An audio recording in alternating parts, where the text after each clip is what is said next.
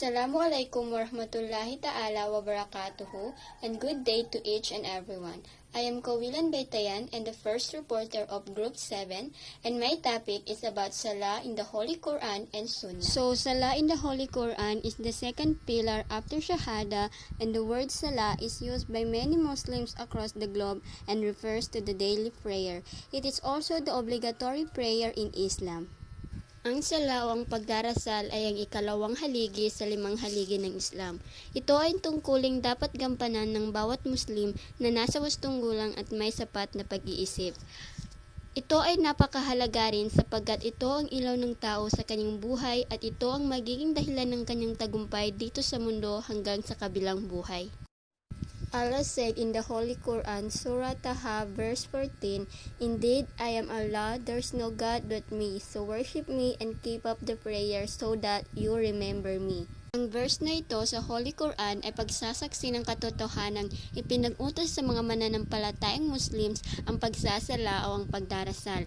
At ito ay nagpapatunay na walang sinumang Diyos na dapat sambahin maliban sa Kanya. Allah also said in another verse in the Holy Quran, Surah Al-Baqarah, verse 238, "Take due care of all the prayers and the middle prayer, and stand before Allah in total devotion." Ito ay nangangahulugang dapat pakaingatan natin ang pagsasagawa ng sala, na kailangan takpan ng aura o aurat kapag nagsasagawa nito, at ang pagharap sa kibla o dakong kinaroroonan ng Myca ay isa rin sa dapat na pakaingatan at tandaan. At kailangan isagawa ang sala sa takdang oras nito. Hindi tanggap ang sala na isinagawa bago sumapit ang oras nito, maliban na lamang kung naglalakbay, at ipinagbabawal din ang pagpapahuli ng pagsasagawa nito sa takdang oras. There are 2 types of sala. Fard, the obligatory prayer, Muslim required to perform 5 salah, and the sunnah, or the optional prayer, that can be performed in addition to the 5 daily salah of Muslims. Ang sala ay kinabibilangan ng fard at sunnah. Ang dasal na fard ay isinasagawa ng 5 ulit sa maghapon. Ito ay binubuo ng Salatul Fajr, Salatul Duhur, Salatul Asar, Salatul Maghrib, at Salatul Isha. At ang hindi pagtupad ng isa man sa mga ito ay itinuturing na kasalanan. Ang dasal na sunnah ay binubuo ng mga karagdagang dasal. Ang sala na ito ay isinasagawa ng kusang loob, hindi obligado, at hindi nagkakasala ang hindi nagsagawa nito. Ginagawa ito noon ng Propeta Muhammad sallallahu alaihi wasallam bago o matapos gawin ang fard na sala. Katulad ng nakikita nyo, bawat sala ng fard ay may karagdagang sala na isinasagawa rin, at ito ang tinatawag na sunnah. Assalamualaikum warahmatullahi ta'ala wabarakatuhu, and good day to all of you. I am Alliayah Myca, Bantas Kudarat of BEEd 1A, and today I am going to discuss to you the advantages and benefits of Salah and the mandates of Salah. Now, what is Salah? Salah, are also known as namaz and also spelled salat, are prayers performed by Muslims facing the Qibla, the direction of the Kaaba, with respect to those praying. Muslims praying first, standing, and later kneeling or sitting on the ground, reciting from the Quran and glorifying and praising Allah subhanahu wa ta'ala as they bow and prostrate themselves in between.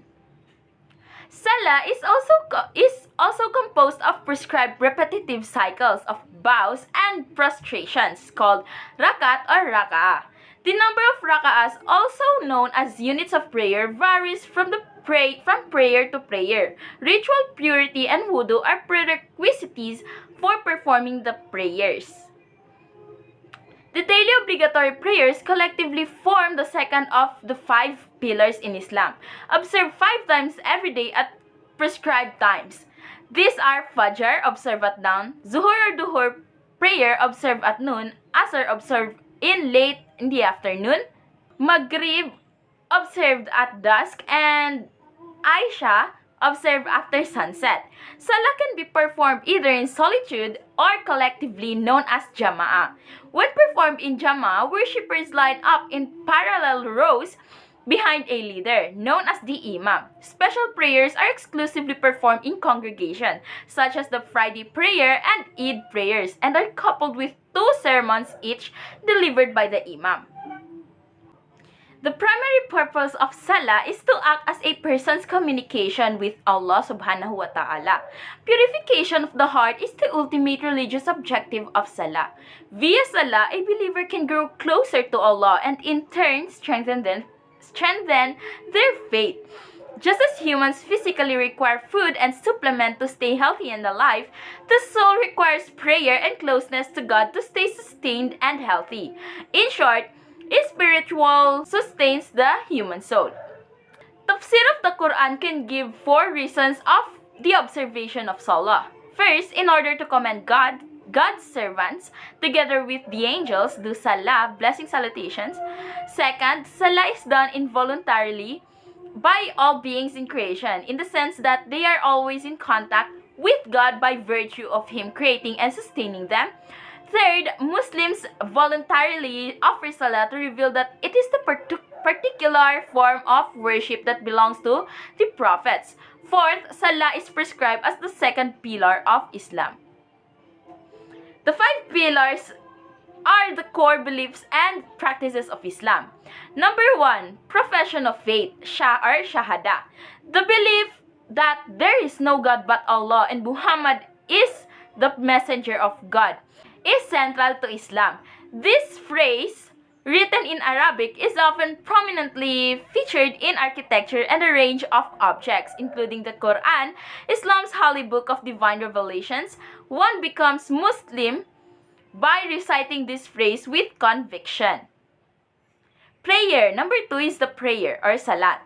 Muslims pray facing Mecca 5 times a day at dawn, noon, mid-afternoon, sunset, and after dark. Prayer includes a recitation of the opening chapter surah of the Quran and is sometimes performed on a small rug or mat used expressly for this purpose. Alms or zakat. In accordance with Islamic law, Muslims donate a fixed portion of their income to community members in need. Many rulers and wealthy Muslims build masjids, drinking fountains, hospitals, schools, and other institutions, both as a religious duty and to secure the blessings associated with charity. Number 4 is the fasting or saum. During the daylight hours of Ramadan, the 9th month of the Islamic calendar, all healthy adult Muslims are required to abstain from food and drink. Through this temporary deprivation, they renew their awareness and gratitude for everything God has provided in their lives, including the Quran, which was first revealed during this month. During Ramadan, they share the hunger and thirst and the needy as a reminder of the religious duty to help those less fortunate. Number 5 is the pilgrimage or Hajj. Every Muslim whose health and finances permit must make at least one visit to the holy city of Mecca. In present-day Saudi Arabia, the Kaaba, a cubical structure covered in black embroidered hangings, is at the center of the mosque of the Haram Masjid in Mecca.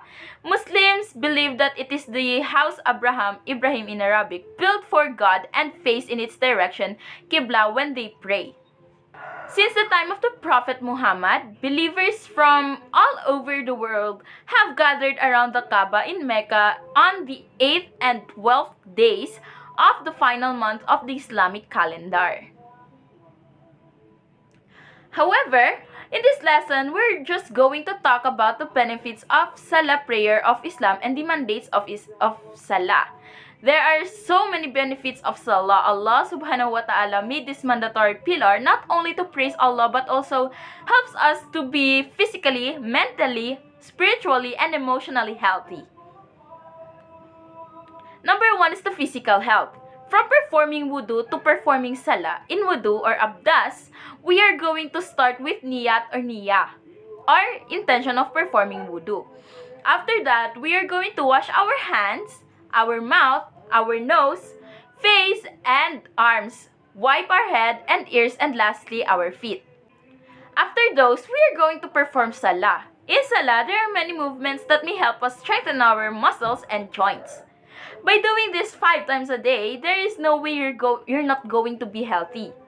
Number 2 is the spiritual and mental health. Salah also helps us to cope up stress. Prayer and spirituality can help ease depression and act as a cushion when life throws curveballs your way.